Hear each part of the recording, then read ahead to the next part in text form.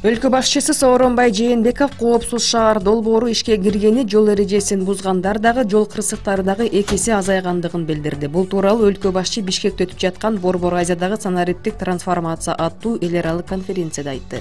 Бул долбоор өкмөткө пайда көздөгөн экономикалык долбоор эмес, жол кырсыгын жана өлүм жетимди азайтууга багытталган деп билдирди өлкө башчысы. Президент мамлекетте санариптештирүүнүн алгачкы жыйынтыктары көрүнө баштагандыгын да айтып, бул багытта бардык аракеттерди колдоорун кошумчалады. Бүгүн Бишкек шаарында Борбор Азиядагы санариптик трансформация аттуу эл аралык конференция өтүүдө. Аны Кыргыз өкмөтүнө караштуу маалыматтык технологиялар жана байланыш комитети, Борбор Азия университети жаңы технологиялар паркы уюштурган. Ага 12 өлкөдөн жаңы технология боюнча 20дан ашуун адис жана Борбор Азиядагы 100дөн ашуун эксперттер катышууда. Ош шаарында унаа салыгын төлөбөгөн 102 айдоочуга айып пул салынды. Бул туурасында Ош шаардык салык башкармалыгынын бөлүм башчысы Асылбек Абдырай уулу билдирди. Анын айтымында Ош шаары боюнча сентябрь айынын башынан тарта 10.799 автоунаа текшерилген жана көпчүлүк айдоочу салыкты убагында төлөбөгөндүгү аныкталып, жерине 655 акты түзүлгөн. 956 автоунаанын ээси салыкты рейд учурунда терминал аркылуу төлөшкөн. Алардын ичинен 102 айдоочуга айып пул салынып, алар 102 000 сом төлөшкөн. Башка аймактардан келип салыгы төлөнбөгөн 30 унаанын айдоочусунун протоколдору катталган аймактарына жөнөтүлгөн. Каржы полициясынын кызматкерлери кызмат адамы тарабынан мыйзамсыз сыйак алуу фактысын аныкташты. Маалыматты аталган ведомствонун басма сөз кызматы билдирди. Маалым болгондой, экономикалык кылмыштуулук менен күрөшүү боюнча мамлекеттик кызматынын Базар Коргон, Ноокент, Тогуз-Тороо райондору жана Жалал Абад шаары боюнча райондор аралык бөлүмүнө жаран арызы менен кайрылган. Анда ал Базар Коргон РЭСтин юристи электр энергияга болгон карызы боюнча соттук ишти оң жагына чечүү үчүн андан акча талап кылгандыгын билдирген.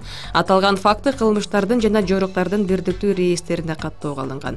Тиешелүү иштердин жүрүшүндө 2 октябрда өзүнүн бөлмөсүндө 10 000 сом алып жаткан учурда юрист кармалган. Учурда сотко чейин көндүрүш иши башталды. Биринчи вице-премьер-министр Кубатбек Боронов көрүнүктүү мамлекеттик жана саясий ишмер Турдакун Усубалиевдин 100 жылдыгына даярдык көрүү жана өткөрүү боюнча уюштуруу комитетинин жыйынын өткөрдү.